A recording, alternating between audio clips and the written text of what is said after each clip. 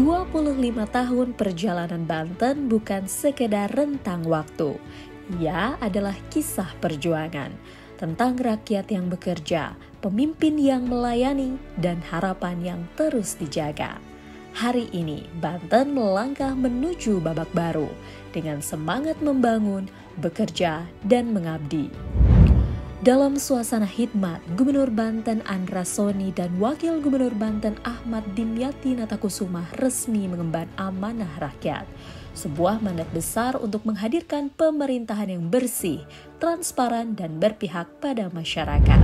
Banten bergerak seirama dengan arah pembangunan nasional. 8 astacita presiden menjadi panduan langkah, memperkuat ideologi Pancasila dan demokrasi, membangun dari desa, meningkatkan lapangan pekerjaan, dan menegakkan pemerintahan yang bebas dari korupsi. Dengan visi Banten maju, adil merata, tidak korupsi, pemerintah Provinsi Banten berkomitmen mewujudkan pembangunan yang berkeadilan, meningkatkan kesejahteraan rakyat, dan memastikan setiap rupiah anggaran menghadirkan manfaat nyata bagi masyarakat. Pertumbuhan ekonomi terus menguat. Banten kini menjadi salah satu dari 5 provinsi dengan realisasi investasi terbesar di Indonesia. Predikat wajar tanpa pengecualian dari BPK menjadi bukti komitmen tata kelola yang akuntabel dan transparan. Dalam bidang pendidikan, pemerintah Provinsi Banten meluncurkan program sekolah gratis bagi SMA, SMK, dan sekolah khusus swasta. Sebanyak 813 sekolah swasta telah bergabung. Bantuan dikirim langsung ke rekening siswa antara Rp150.000 hingga Rp250.000 per bulan untuk biaya SPP, uang gedung, dan lembar kerja siswa. Kini 65.000 siswa telah merasakan manfaatnya.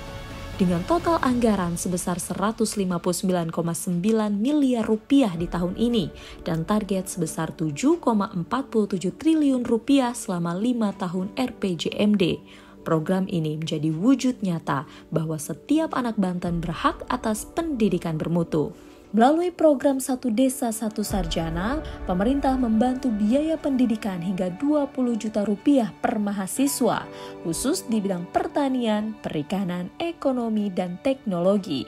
Karena satu sarjana bukan sekadar lulusan, tapi penggerak perubahan di desa.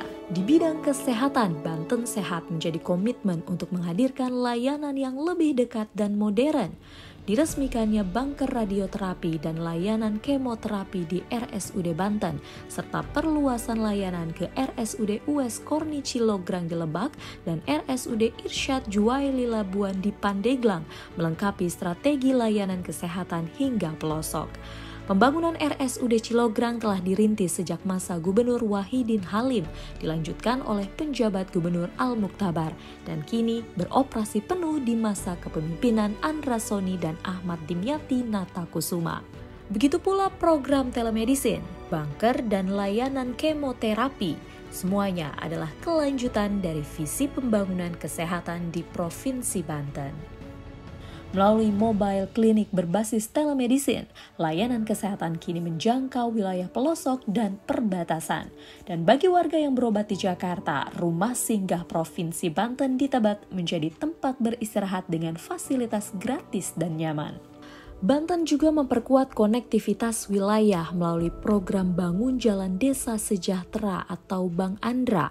Sebanyak 60 ruas jalan desa direhabilitasi dengan total panjang 64 km dan nilai anggaran total sebesar Rp184 miliar. Dari Lebak hingga Pandeglang, dari Serang hingga Tangerang, akses dibuka, peluang tumbuh, dan ekonomi bergerak. Lewat program Banten Melayani, pemerintah membebaskan pokok dan sanksi pajak kendaraan bermotor. Sebanyak 662.000 kendaraan mengikuti program ini. Rakyat terbantu, kepatuhan meningkat, dan pendapatan asli daerah ikut naik. Banten terus mengembangkan sektor unggulan, pertanian yang mandiri, industri yang berdaya saing, pariwisata yang berkelanjutan, dan tata kelola pemerintahan yang semakin digital. Salah satu simbol kesinambungan pembangunan Banten adalah Banten International Stadium.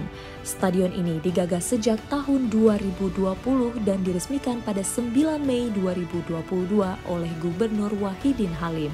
Kini, di masa kepemimpinan Andra Soni dan Ahmad Dimyati Natakusuma, BIS benar-benar hidup dan dimanfaatkan oleh masyarakat. Dewa United Banten FC dan Adiaksa FC Banten resmi menjadikan BIS sebagai home base. Pertandingan Liga 1 dan Liga 2 pun digelar di sini. BIS bukan sekedar bangunan megah, tetapi panggung kebanggaan, simbol kolaborasi lintas kepemimpinan, dan bukti bahwa warisan pembangunan terdahulu kini memberi manfaat nyata bagi masyarakat. Sebagai dukungan terhadap program prioritas nasional, Banten menjadi pelaksana program makan bergizi gratis atau MBG. Tercatat 35 satuan pelayanan gizi telah berjalan, menjangkau 119.000 penerima manfaat, membangun generasi sehat, kuat, dan produktif. Program Cek Kesehatan Gratis atau CKG menjadi langkah nyata untuk meningkatkan kesadaran akan pentingnya deteksi dini dan pencegahan penyakit. Lewat sekolah rakyat, negara hadir untuk memutus rantai kemiskinan antar generasi, memberikan pendidikan gratis dan pembentukan karakter bagi keluarga miskin. Dan melalui Koperasi Merah Putih, sebanyak 99,9% desa dan kelurahan di Banten kini memiliki wadah ekonomi bersama, sebuah gerakan gotong royong untuk kemandirian ekonomi rakyat. Inilah Banten hari ini, Banten yang bekerja, Banten yang melayani, Banten yang terus berbenah untuk masa depan yang lebih baik. 25 tahun bukan sekedar usia, ia adalah pijakan untuk melangkah lebih jauh menuju Banten yang maju, adil, merata, dan tidak korupsi. Selamat ulang tahun ke-25 Provinsi Banten. Banten untuk Indonesia.